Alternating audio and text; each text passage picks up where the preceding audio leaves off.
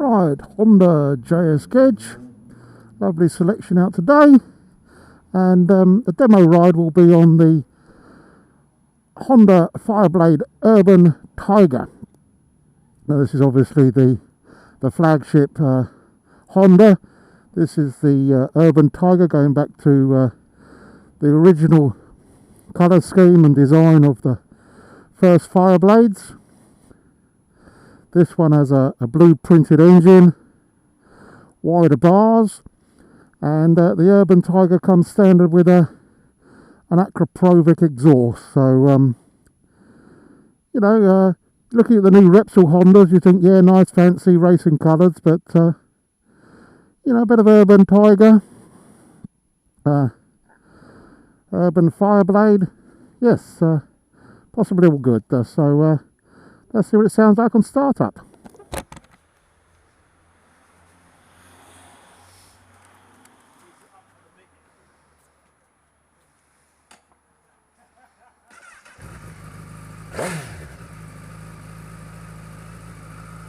Yep, that's nice and responsive.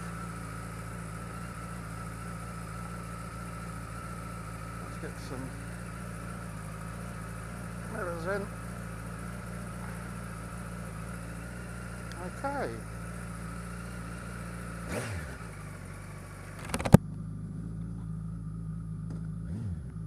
So back to a sports bike, which means getting the knees up and the feet up.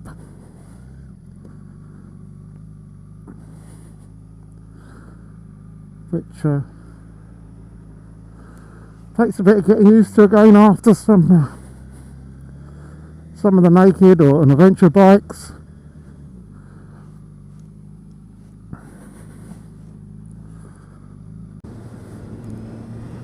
Okay, mirrors adjusted, seating position obviously sporty, knees not that cramped, but you've still got to get them quite high up off the ground. The pegs are quite high up. You're not lent that much forward as what you can do on some sports bikes, so there's a bit of space between your body and your elbows and your hands, and can't feel any weight being pushed directly onto the wrist, so that's all good. Well, as mentioned earlier, this is the Urban Fireblade, going back to the old original paint jobs and looks, and the ones with the drilled holes in the front of the fairing. Okay, let's take the blade out across the Pevensey marshes, see how she feels on a nice March spring night morning. Definitely smooth all the way. It's not fighting to be unleashed, but you know the power's there if you need it.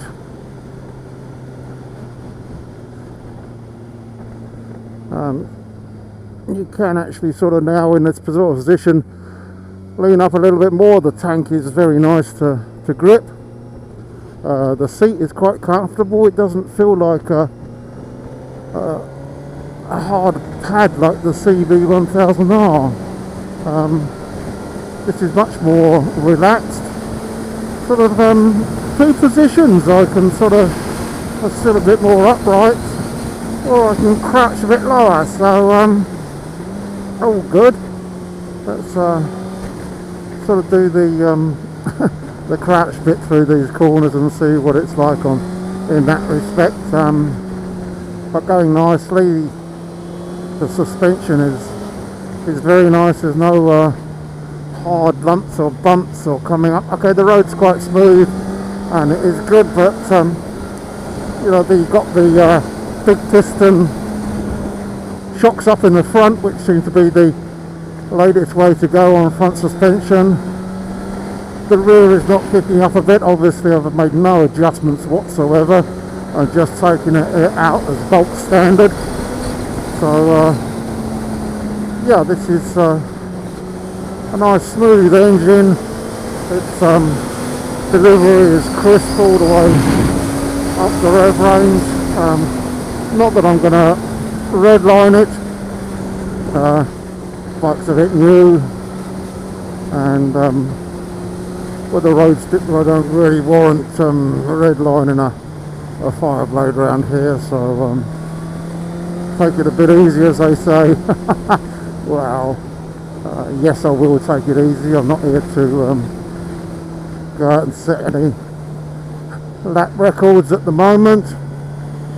I think a bike like the Blade and you know, proper super sport bikes, you do need to get used to them a bit more. Some of the other bikes you can just jump on and ride. These ones you've got to respect it for what it is. It's an umpteen mega brake horsepower with a top speed of even faster, so you've got to show some sort of respect, otherwise they'll come back and bite you, and that's what it's not about. It's about having fun. Yeah, well, let's have a bit of fun for a while.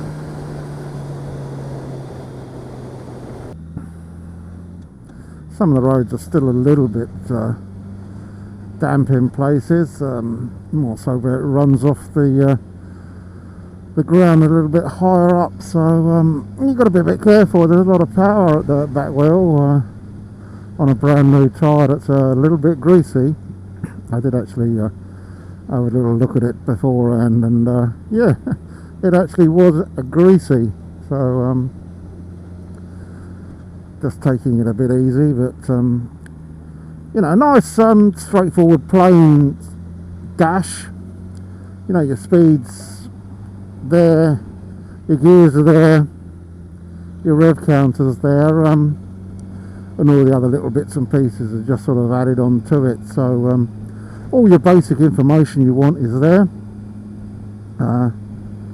You know, I don't even know where the flashing lights come up. Oh, they're all underneath. There's about 1, 2, 3, 4, 5, I better look up, so there's getting on for 10 to a dozen different lights underneath the LCD panel, and we tell the various stories, but when they're off, so all must be good. So yeah, roll on a couple more miles on the bike then, and a bit more wear on the tyre. I don't know whether it was on Top Gear or something like that, a sort of statistic that I hadn't really appreciated before was, or even thought of, was like a you know, tick over to 8,000 revs or something. Obviously on a bike it's going to be tick over to, you know, 14,000 revs or stuff like that, but what's such a short time that it can spin up to get to those revs. So and I think this will be one of those that will spin up very quickly. Yeah, we are in a bit of traffic now, so it's a pretty on a, you know, quite a nice road. But again, I think, you know, if I was on some bikes, you know, or sports bikes, travelling at this sort of speed without any air resistance or whatever, my wrist would be sort of aching a bit from leaning forward, but don't feel any of that on here. I'm not really gripping the tank with my knees as support. It's just general just leaning forward a bit, but there's no need to put the weight on the wrists, which is all good. Yeah, I should have done 2 to start with. Yeah, I know. Bit of yapping and trying to ride at the same time, but we're not going excessively, so if we just watch this car on our right hand side now, just to let them know, yes, we are here. Had one pulled straight out there a little bit earlier. Yeah, you can't do any, you can't ride for or drive for them. You know, that's them. All you can do is just anticipate what could they do, what are they going to do, what might they do, what haven't they done, and you know, just gauge your positioning and speed and whatever you want to do to that. It's not always nice because you're always being a bit defensive, but it's much better to be defensive. But you know, if you ride with the anticipation beforehand, you've already made up those decisions and in the right position, so you don't really need to do any violent changes or anything else. So in which case, you know, it still becomes all quite smooth. So that's nice as well. Hello, Mr. Magpie.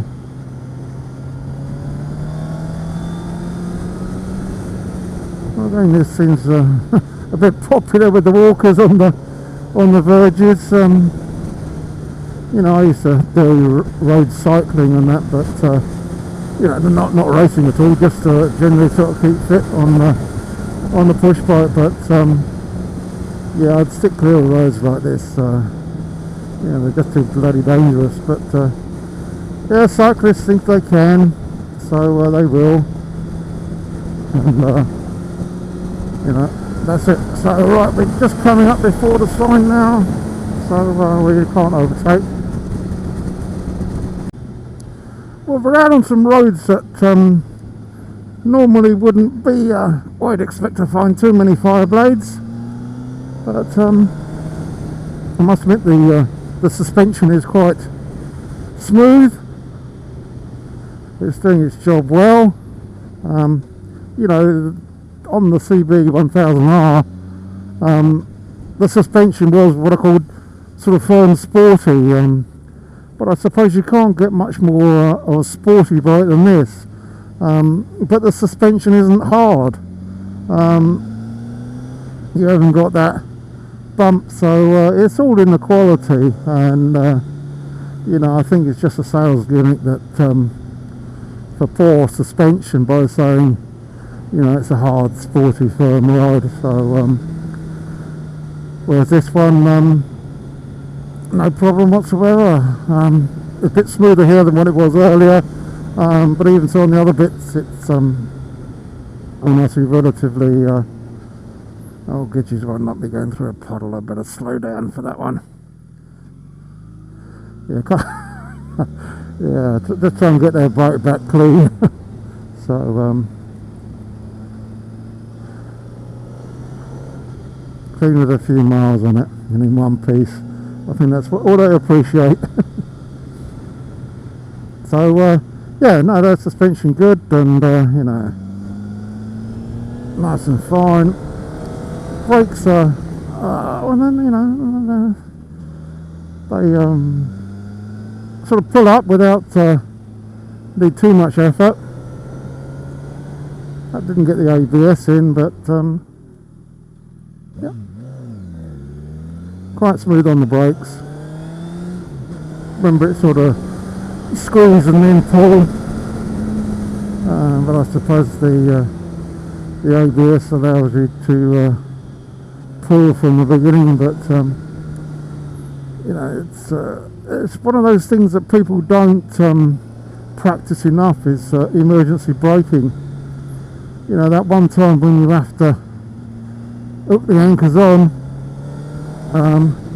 you need to know what it feels like. You know, it's quite a lot of force on those. You know, the bike's relatively light, the brakes are really powerful, and it's not something that you normally do on your ride with emergency braking. And God forbid you shouldn't, you know, don't need to do it, but you know, there are times you should just practice these bits, and if your bike has really got powerful brakes, you want to know what it feels like before you need to use it.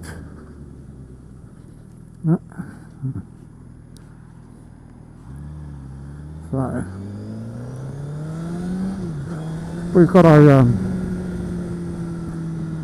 level crossing here. Be interesting to see what it feels like up like that. I mean, oh, here we go, that's sod's law, isn't it?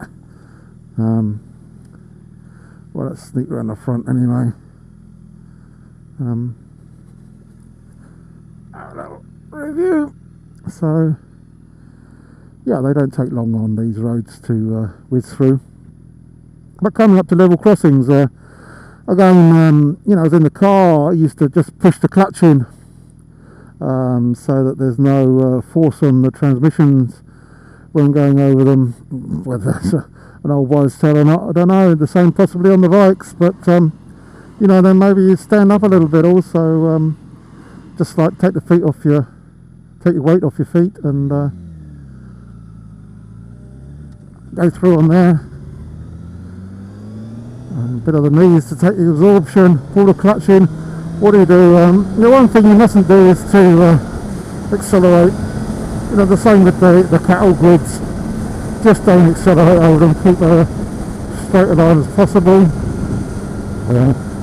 Constant throttle as also, and straight line, and then just go over them. Going over cattle grids with knobbly tyres is an interesting experience, but that's fine. So anyway, we'll just meander around the corner around here, and just in and out the local cafe, and take the bike back to Gedge's and say thank you.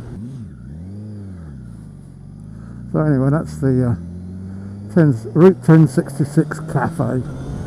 They also help serve out of it, so got a collection pot if you're ever going past it. So back into the 30s and make our way back to Gedge's. Obviously this one is much more readily available power from the bigger engine, so you've got that torque. You don't need to really rev it, and you know, so being a new bike, new tyres, I'm not really going to be redlining it all the way. I don't really last thing I want on a morning like today is for the vac to go out.